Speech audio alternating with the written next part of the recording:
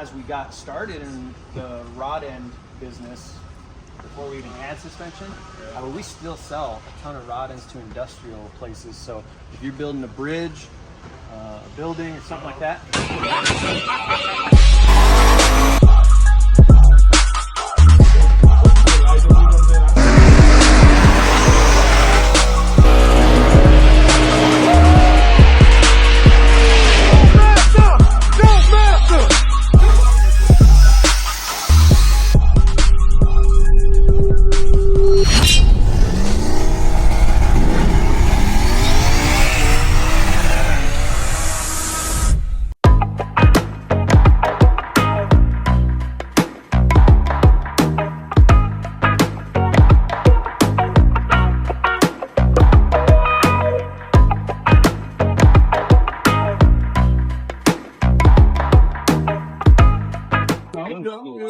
This is a lot of color.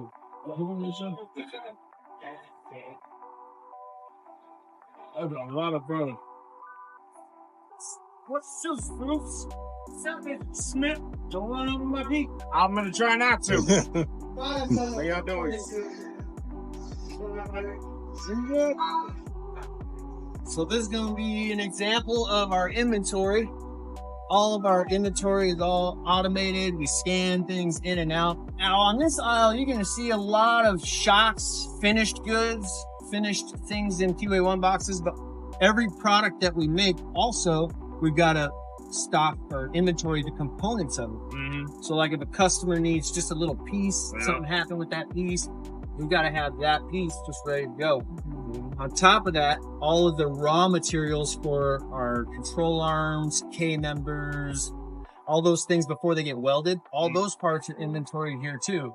So when welding pulls together the 8 to 10 parts to make the control arm, each one of those parts is inventoried in our computer as well. So not just finished goods. It's great to have finished goods, but you got to have all the components all organized also. So how many shocks are in there? I don't even know. They only got a couple 100,000 shocks in there. I think the record on the shock line is about 450 shocks in a day. Damn. Because I was about to ask how many y'all make. That was my next question. How many y'all make in a day? Okay. Yeah, I think that's the word that I got. It's right around that 450 number. Oh, no. Control arms. Oh, something like that, yeah. Open control arm. All about the Christmas Day test.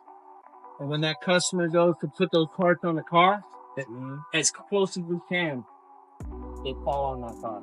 We want things to fit. And that's real big with us. What would you say is the most, I guess the most common part that's ordered that y'all have to like restock a lot? You know, in 1993, we started as a rod end company. So we do a lot of rod ends.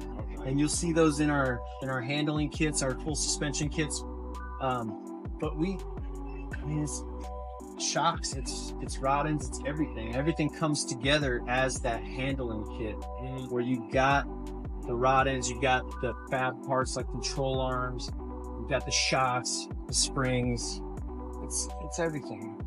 As we got started in the rod end business, before we even had suspension, we still sell a ton of rod ends to industrial places. So if you're building a bridge, a building, or something like that, you might need 1,000 rod ends.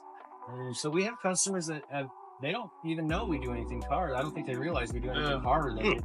And so it's a good diverse thing, because you may not always have money to spend on your hot rod, but y'all do wheelchairs, bridges, race cars. Oh yeah, we're gonna show you that. Okay. The bridges again. Bridge. Now that's a problem for the shoulder.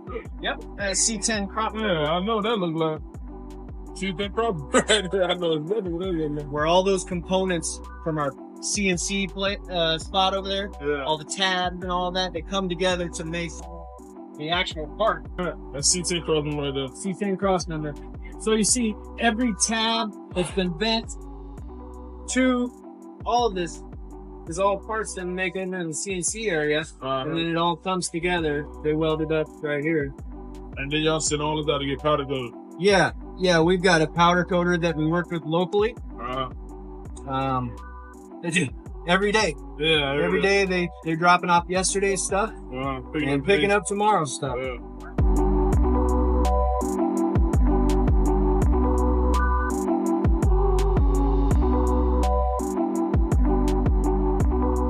You've seen the part. This is where you get your grind on. Yeah, right there. So any weld splatter, anything that doesn't look good, got to clean everything up before it gets powder coated. Okay. It's just an extra step that makes it huge. Yeah. All they do is make sure everything's clean before it gets powder coated. Nice and smooth.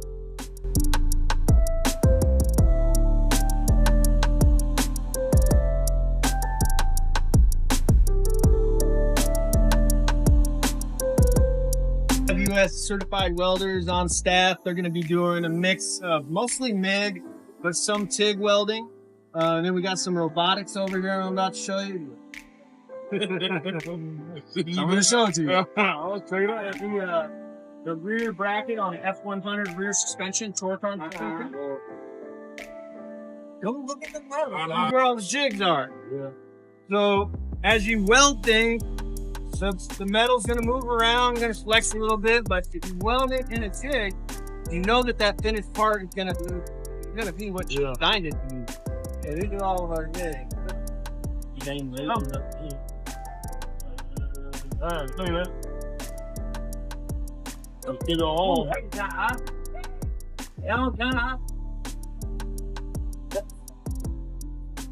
One piece. Yeah. That we put time and labor and material into, and it's just one of the pieces of the control arms. These are our 2 robotic lasers. These lasers mostly do our control arms. We make so many control arms. The mundane, repetitive stuff, and you want to get the people away from doing that. That's the boring. Everyone starts getting unsafe. So we leave all the control arms to the robotic welders, and then the hand welders for other larger pieces. Things we don't make quite as many of. He just put the whole thing together, right? Yeah, he's like a puzzle. He's got the puzzle going together on the next one.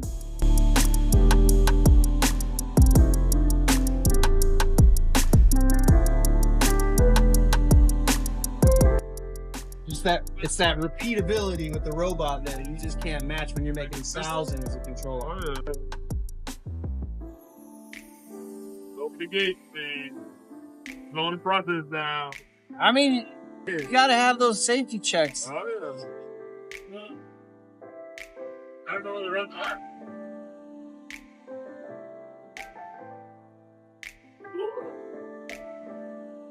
Wow, that really good. Boy, got a real switcheroonie on that thing. Where else you ever seen that, Donkmaster? The switcheroonie. I like I've it never strapped seen that before. I like it. That's the switcheroonie stuff. That's the switcheroonie right there.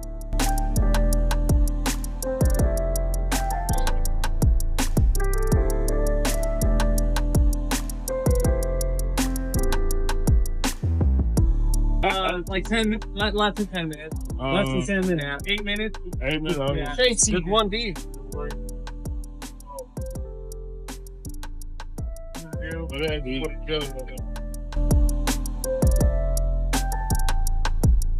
Up until, I don't know, 2-3 years ago, all of our welders welded our components by hand. Yeah. And they're great welders, but how many thousands of those do you want to do? Yeah, it's a whole bunch of them.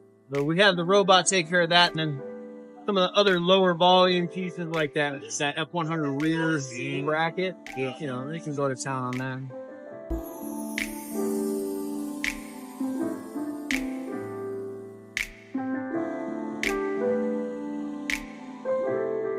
They go to the powder coater, they come on back, and we got them on the rack back here. Those racks were designed by our in-house engineers. Just as an efficient way to move a bunch of control arms. Yeah. See, this is the arm assembly area. They got diagrams of what arm they're looking at, what it should look like, all the parts, drivers, tapping the side. This is where they get all the bushing, any kind of bushings or sleeves. Larry here takes care of all that. How you doing? It's all the arms, stickers on the arms, and then he puts it in our shrink wrap machine. Kind of cool how it goes. Yeah, I want to see all that. When's the next time you're doing one of those? I got told an eye. I just did them, so I got a told an eye. I don't know. But once you put it in the shrink wrap machine, look at the rack for you. Again, the boxing engineer. Yeah, They figured it all out. Don't damn it, surprise. Don't drop that seed.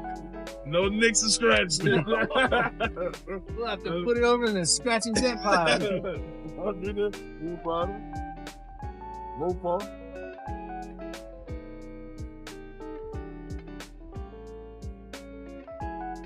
See about it?